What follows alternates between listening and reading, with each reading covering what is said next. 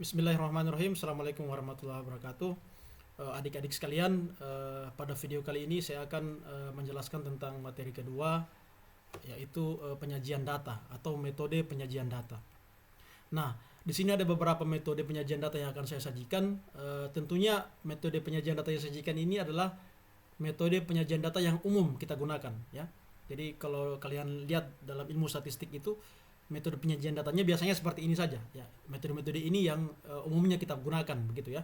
Tapi di luar ini masih banyak juga, ya, masih ada juga beberapa metode penyajian data yang lain, tapi tidak sempat saya tampilkan pada kesempatan ini. Ya, di sini kurang lebih ada 5.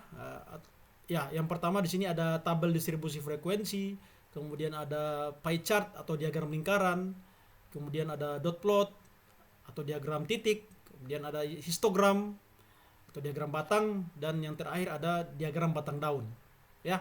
Nah, sekali lagi untuk istilah-istilah metode penyajian data seperti ini sebenarnya tidak asing buat kalian, ya, khususnya dari jurusan IPA, ya, di SMA-nya dulu IPA. Nah, itu harusnya sudah pernah, bahkan di SMP juga dulu, ya, harusnya sudah pernah kalian latihan untuk membuat atau menyajikan data dengan metode-metode seperti ini, ya. Di sini saya akan mengulanginya kembali, ya, biar kalian bisa lebih ingat, ya, tentang bagaimana menyajikan data dengan metode-metode seperti ini. Ya, di sini yang pertama ada tabel distribusi frekuensi, ya. Jadi namanya saja tabel distribusi frekuensi, berarti ini adalah tabel yang isinya adalah frekuensi, ya, jumlah frekuensi dari data, ya.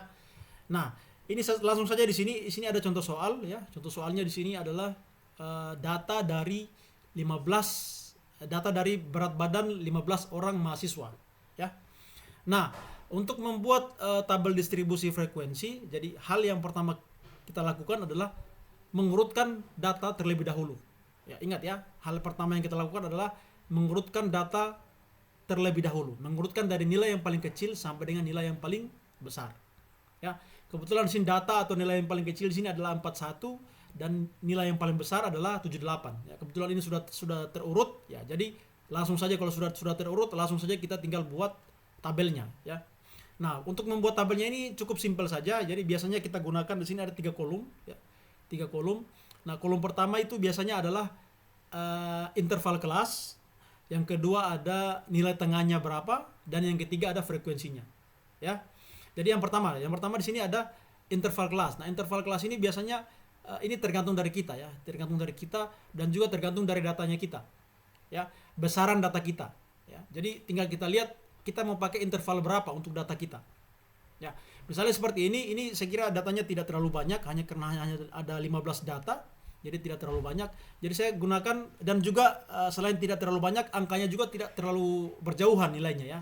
Untuk nilainya antara satu dan yang lainnya ini tidak terlalu berjauhan atau berdekatan nilainya. Jadi kita di sini bisa pakai interval berapa saja. Misalnya saya mau pakai interval 5, 10, 15, 20, itu boleh saja, ya. Tapi sekali lagi kita sesuaikan dengan besaran dari data kita, ya. Nah, untuk soal seperti ini kebetulan saya sudah buatkan tabelnya, tabel distribusi frekuensinya seperti ini, ya. Jadi ada 3 kolom, interval kelas, nilai tengahnya berapa, dan juga frekuensinya ada berapa, ya. Jadi langsung saja di sini kebetulan saya pakai interval 10 biar lebih mudah. Saya pakai interval 10 sehingga menghasilkan ada 4 interval namanya, ya, ada 4 interval, ya. Jadi yang interval atau kelas pertama di sini ada 41 sampai 50, interval kedua ada 51 sampai 60, interval ketiga adalah 61 sampai 70, dan yang terakhir 71 sampai dengan 80. Ya, jadi saya pakai sekali lagi di sini saya pakai interval 10, ya. Kalian boleh pakai interval 5, boleh. Tentunya kalau pakai interval 5 nanti interval kelasnya akan lebih banyak. Ya, kalau pakai interval 15 juga boleh, nanti interval kelasnya akan lebih sedikit. Ya, seperti itu. Ya, jadi di sini sekali lagi saya pakai interval 10, nilai tengahnya adalah 45. Jadi antara 41 sampai 50 nilai tengahnya adalah 45.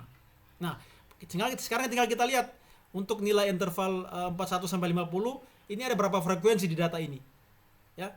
Tinggal kita lihat saja, berarti 41 sampai dengan 50 berarti ini masuk, 41 masuk, 44 masuk, 46 juga masuk, dan 48 juga masuk. Berarti ada 4 frekuensi untuk kelas 41 sampai dengan 50.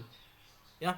Dan seterusnya ya. Untuk 51 sampai 60 tinggal dilihat saja ya. Jadi kisaran nilainya dari sini berarti dari 53 sampai dengan 60 ya. Ada berapa frekuensi yang muncul ya. Di sini ada 6 ternyata ya. Ya, dan seterusnya untuk interval yang kelas yang lain juga seperti itu ya.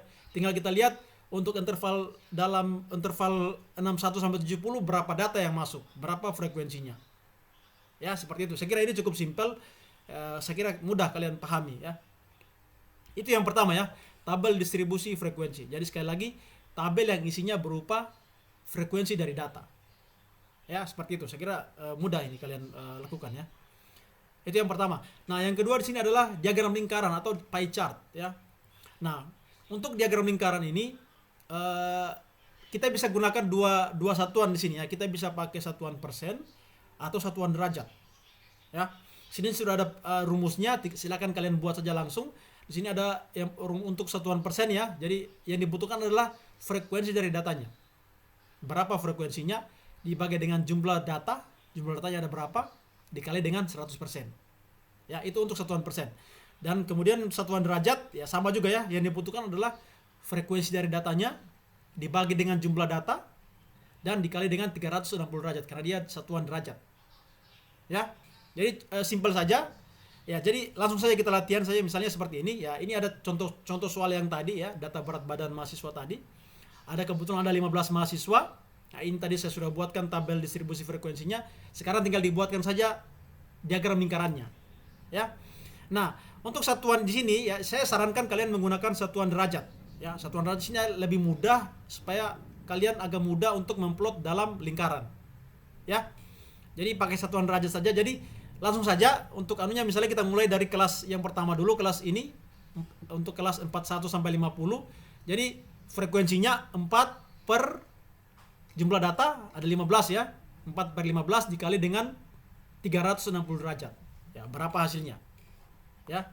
Misalnya setelah kalian hitung hasilnya 90 derajat misalnya ya. Tinggal kalian plot dalam lingkaran itu untuk kelas interval 41 sampai 50 berarti besarnya 90 derajat. Ya, seperti itu. Kemudian kelas kedua lagi ini 51 sampai 60. Jadi 6 per jumlah data 15 dikali dengan 360 derajat. Ketemu nanti berapa derajat. Ya, dan seterusnya ya, dan seterusnya untuk kelas interval 61 sampai 70 dan juga 71 sampai dengan 80. Ya. Tapi ingat di sini ya untuk mengevaluasi apakah perhitungan kalian itu benar atau tidak, dijumlahkan nanti derajatnya ya harus sama dengan 360 derajat. Ya, karena derajat dalam satu lingkaran itu adalah 360 derajat. Apabila tidak mencapai 360 derajat, tidak sama dengan 360 derajat, berarti ada yang keliru di perhitungan kalian ya. Seperti itu. Ya, saya kira ini simpel. Silakan kalian latihan sendiri nanti ya.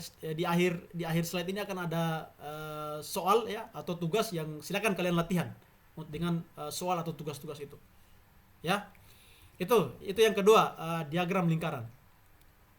Nah, yang ketiga adalah dot plot atau diagram dot di sini artinya titik ya. Jadi diagram titik. Jadi diagram yang isinya adalah titik-titik. Ya. Jadi ini cukup simpel saja. Silakan kalian tinggal buat grafik seperti ini. Ini yang vertikal, sumbu vertikal di sini adalah frekuensi dan yang sumbu horizontal adalah nilai atau datanya. Ya. Jadi nilai datanya dari berapa sampai berapa. Ya, silakan kalian latihan dengan data yang tadi. Tinggal kalian susun di sini frekuensinya ada berapa. Ya, yang vertikal ini frekuensinya berapa dan nilainya ada berapa. Nah, di sini kalian bisa gunakan nilai tengah. Tadi di tabel distribusi frekuensi tadi sudah ada nilai tengah. Nah, itu bisa kalian pakai di sini. Ya.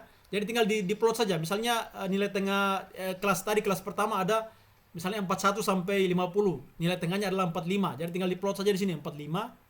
Di sumbu horizontal ini tinggal diplot 45, 55, 65, 75 ya. Karena tadi paling tinggi adalah sampai 75.